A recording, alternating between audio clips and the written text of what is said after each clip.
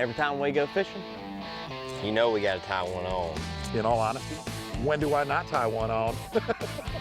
Every time I go in the water, I love to tie one on. Every day of the week, I like to tie one on. You may not know this about me, but every once in a while, I've been known to tie one on. Come on, man. Join the Stray King team. All you gotta do is tie one on. I think I always tie one on.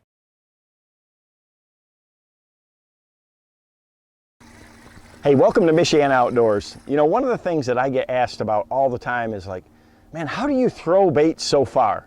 And, you know, to me, it's a real advantage, you know, especially if you live up where we do. The lakes are real clear, the fish are more skittish, so long casts are important. You know, if you're throwing deep diving crankbaits, the farther you can cast that bait, the deeper you're going to get that plug to go and the more efficient you're going to be at covering the water. So distance is everything to me. So part of it is your equipment, and a big part of it is your actual casting style, and we'll talk a little bit about that. So first and foremost, I always have my reels filled all the way to the top. You know, that's very critical to make sure your reel's full. If you want to make a long cast, you got to have enough line on there. The other thing is I like bigger reels. You know, if I'm throwing a spinning rod, I like these 40 series reels with the larger spools. They manage the line better, and you can physically, you know, cast farther because they hold more line closer to the top of that spool.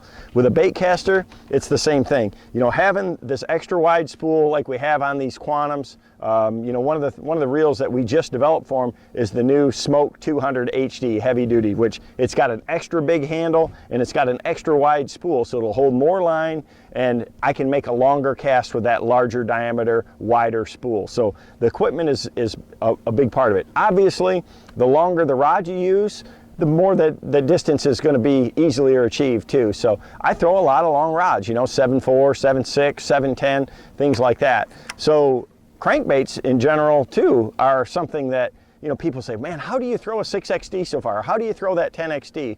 Well, part of that is the equipment too. You know, the crankbaits, those heavy baits, really throw well on that composite rod. That rod loads and unloads with a lot less force than a graphite rod will do. So that's, you know, the equipment is definitely a part of the factor. The biggest thing is though, is your body motion and your casting motion complete, that you use your whole body to do it. I'm going to show you what I do.